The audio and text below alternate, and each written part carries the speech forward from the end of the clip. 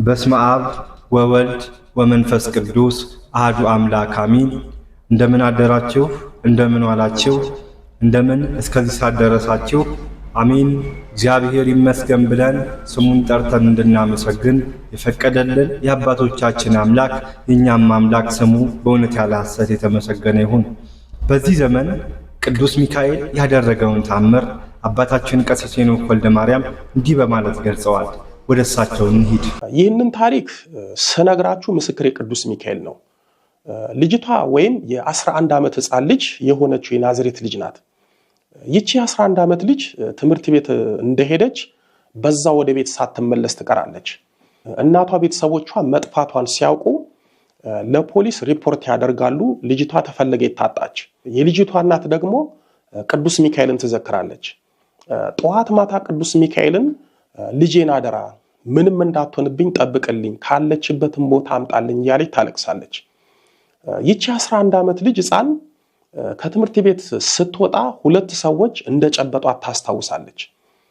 እነዛ ሰዎች ከጨበጧት በኋላ ራሷን ያገኘችው ጨለማ ቤት ውስጥ ነው። እነዚህ ሰዎች ይቺ ልጅ በአፍዝዝ አደንዝዝ መተት ራሷን እንድትስት አድርገው ቀጥታ ወደ ደብረ ዘይት ለቆሪጥ አጋንንት ሊገብሯት ይዘዋት ሄዱ። ሕፃኗ ልጅ እንደነገረችኝ እሷ የነበረችበት ጨለማ ቤት ውስጥ ከሷ በእድሜ የሚያንሱና የእድሜ ኩዮቿ ሌሎችም ሕፃናት ነበሩ።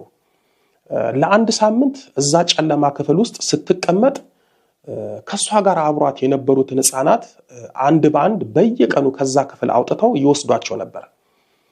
ልጆቹም እያለቀሱ አንዳንዶቹም እምቢ ሲሉ እየጎተቱ እየመቱ ነበረ ይዟቸው የሚሄዱት። ከተወሰነ ደቂቃ በኋላ እጅግ ሰቅጣጭ የሆነውን የልጆቹን ጩኸት ትሰማ ነበረ። ይህንን ነገር ስታይና ስትሰማ ጭንቀቷና ፍርሃቷ እየጨመረ መጣ።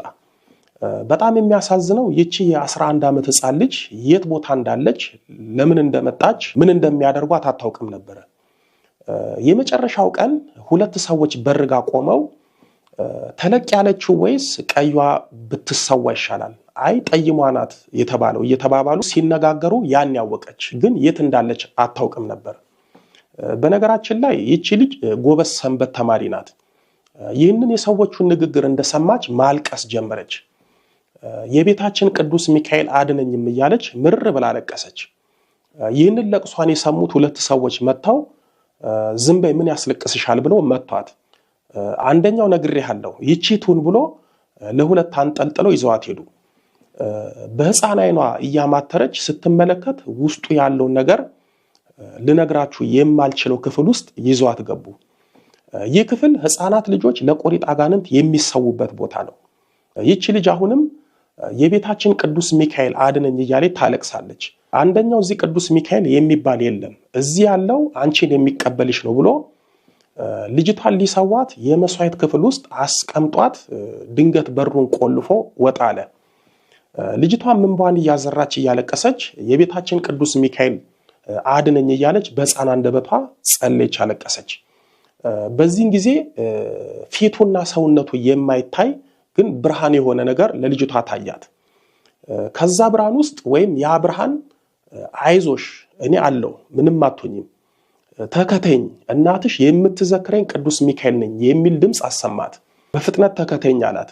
ልጅቷም የደስታ እንባ እያነባች በብርሃን ተመስሎ የታያትን ቅዱስ ሚካኤልን ተከተለችው። ስትከተለው ሊሰዋት የነበረው ሰው ዘግቶት የሄደውን በር ቅዱስ ሚካኤል በሩን በታምራት ከፍቶላት ልጅቷንም እየመራት ሄደ። በነገራችን ላይ መጽሐፍ ቅዱስ ላይ የተጻፉት አስደናቂና አስገራሚ የእምነት ታምራቶች አንብበናቸው እንድንደነቅባቸው ሳይሆን ለእኛም እንደሚደረጉ ለማወቅ ጭምር ነው። ይቺ ልጅ ቅዱስ ሚካኤል እስራኤልን በብርሃን ፋና እንደመራችው ሁሉ ይቺንም ልጅ በብርሃን ፋና እየመራት ለቆሪጥ አጋንንት ከሚሰዋበት ቤት አወጣት። ቅዱስ ሚካኤልን ቤተክርስቲያን አድርሷት እናትሽ እያለቀሰችብኝ ነው፣ ሰው አዝልሻለሁ፣ አይዞሽ አልለይሽም ብሏት ተሰውራት። ልጅቷም ቤተክርስቲያን ውስጥ ቁጭ እንዳለች አንዲት እህት መታ አነጋገረቻት። ልጅቷም የሆነባትንና ቅዱስ ሚካኤል ያደረገላትን ታምራት ነገረቻት። እሷም ተደንቃ የእናቷን ስልክ ከልጅቷ ተቀብላ ደውላላት ልጅቷን ከእናቷ ጋር በስልክ አገናኘቻት። ከእሷ ጋር እንደሆነች ነግራት እናቷን አረጋጋቻት። ናዝሬት ድረስ ልጅቷን ይዛላት እንደምትመጣ ነገረቻት። ይቺ የተባረከች ሴት ልጅቷን ናዝሬት ድረስ አድርሳት ለእናቷ አስረከባት። ወደ ደብረ ዘይት ተመለሰች። በቅዱስ ሚካኤል ታምራት ከሞትና ከቆሪጥ መስዋዕት የተረፈችው ልጅ እዛ ጨለማ ቤት ውስጥ ሕፃናት የሚሰውበት ክፍል ያየችው ነገር እንቅልፍና መረጋጋት ስለከለከላት እናቷን ጦጦ ማርያም ይዛት መጣች። ይቺ ልጅ እኔ ጋር 1 ወር ተቀምጣ ጸበል ተጠምቃ ወደ ናዝሬት ሄደች። የወለላይቱ እመቤት ልጆች ይቺ ልጅ ቅዱስ ሚካኤል ባይደርስላት፣ ቅዱስ ሚካኤል ባይታደጋት ኖሮ እንደ ሌሎቹ ሕፃናት የቆሪጥ መስዋዕት ትሆን ነበረ። ለዚህ ነው አባቶቻችን ዝክር አጥር ነው የሚሉት።